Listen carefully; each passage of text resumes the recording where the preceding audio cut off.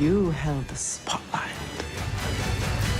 She's one of Australia's most famous stars in Hollywood, but Margot Robbie's latest role shows the darker side of being famous. Robbie is a well-known actress, but she is nothing like her latest role. Well, I mean, I knew that we had some exteriors to shoot in LA. I knew, okay, once you're doing exteriors, you're gonna get papped. In Babylon, she plays Nellie Leroy, a drug-addicted 1920s starlet from New Jersey who wants to make it in Hollywood. Leroy wanted everything, but Robbie already had it. But the 32-year-old says that Hollywood isn't always what it seems. I got here on my terms, not theirs. It's different in so many ways from what you ever thought, Robbie said. Being an actor in the modern day is different from being an actor in Babylon, which is set in a time when racism and sexism were common. Robbie thinks, I think we're very lucky to be in a different place now. Of course, it wasn't perfect, but back then it was just pretty bad, Robbie told Stellar at the popular Sydney spot Shell House. On the other hand, there were a lot of women in charge back then. In some ways, we've moved backward, and in others, we've moved forward. At that time, it was very common for a woman to be in charge. When movies became a business, the guys came in and kicked the women out. But we're going to come back again. I was committed, I stayed in character the whole time, played dead, and it was so worth it. The reaction was... Robbie isn't just an actor, of course. She's also building her own Hollywood empire. Her production company, Lucky Chap Entertainment, helped fund the Harley Quinn movie Birds of Prey, the I, Tonya movie, and the upcoming Barbie movie, which will be directed by Greta Gerwig and star Margot Robbie as the blonde bombshell Mattel icon. Epic film, that is the perfect word to describe it. It's epic, it's ambitious, it's Damien swinging for the fences. Robbie is also an executive producer for the Barbie movie. Robbie said, when you make a movie, you work with hundreds of people. It's like going to summer camp and you all get so close. Robbie was in Sydney for the world premiere of Babylon, which was nominated for a Golden Globe. I'm so proud of Babylon and I'm so happy to celebrate it, and there's so many other films that I love this year. And if ever there was a way to tell she's at home, it's in the way her hair looks. Robbie ditched her usually polished red carpet hair for something more her. Her hair was tousled, simple, and in long, beachy waves. Robbie kept her loose hairstyle even when she was wearing Versace couture. She did the same thing the next day at her interview, where she wore a vanilla-colored silk suit with bell-shaped cuffs and gold jewelry. She's a very physically and emotionally draining character to play, Robbie said of Leroy, who is modeled after actresses like Clara Bow and Jean Eagles from the silent film era. How does Robbie keep up her strength? Really, I'm just on a sugar high all the time when I eat Skittles. I'm gonna say that's a lie.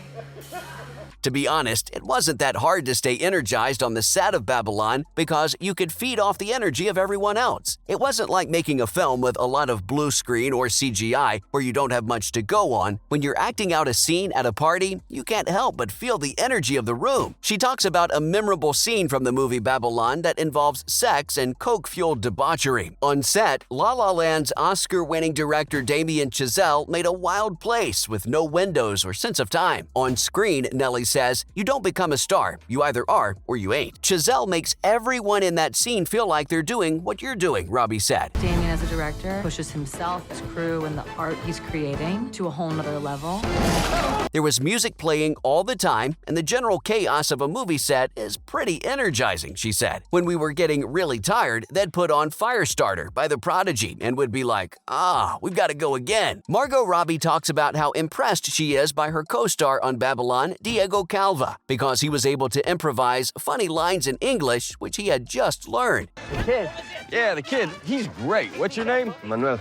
Manuel's great. Calva is from Mexico and has been in a number of movies and TV shows, including Narcos Mexico. But Babylon is his first major role in a Hollywood film. Babylon looks at Hollywood in the late 1920s, which was a wild time in the industry's history as it changed from silent movies to talkies, and the rich and famous partied like they were bigger than life. Robbie told Screen Rant in an exclusive interview how impressed she is by Calva's ability to learn a second language, English, and use it on the spot. She also says good things about Calva's ability to be funny while thinking and speaking English. Damien Chazelle, who directed Babylon, flew Calva to Los Angeles before filming started so that he could learn English and worked with a dialect coach to prepare for the role. Calva put a lot of work into his role, which shows how well he can think on his feet and how much he cares about the project. I mean, I know my English right now is not like great, but it's pretty good.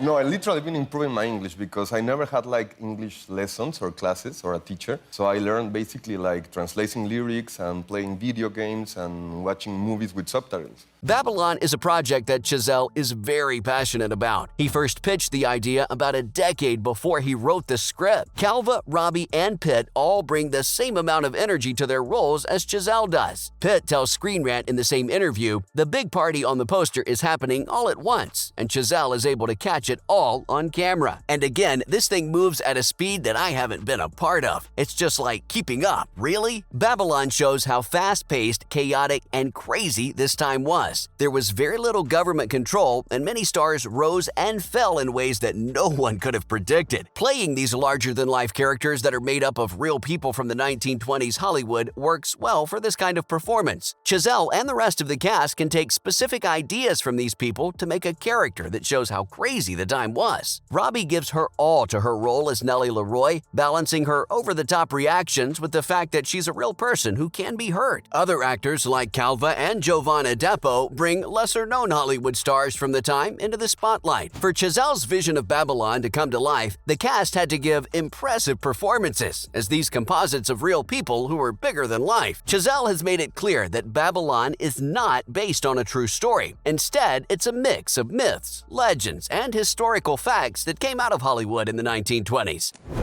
The version in the movie, it was a heat wave. It was the hottest 2 days of the year. The director has said, and this featurette also says, that Nellie's character is based on actresses from that time, like Clara Bow. Some people think of Bow as the embodiment of the flapper era. Her lively personality made her one of the first it girls in Hollywood, which led to her becoming a sex symbol. Like Bow, Nellie will be acting in movies in Babylon when silent movies change to talkies. She may also have to deal with sudden and overwhelming fame. Also, Nellie talks about a painful-sounding home life, which suggests that, like Bow, she came to the business after a hard childhood. Even though the marketing for Babylon shows that Nellie has a fun side, Robbie and Chazelle's comments, as well as the comparison to Bow, show that the character will be in very hard situations throughout the movie. Even though Robbie is a well-known and popular actor who has worked on a wide range of projects, she hasn't won an Oscar yet. Babylon could be the movie that changes that. So far, Chazelle's tributes to the Roaring '20s has been a big hit. Even though critics don't always agree on Hollywood, they all agree that Robbie's performance is mesmerizing and powerful.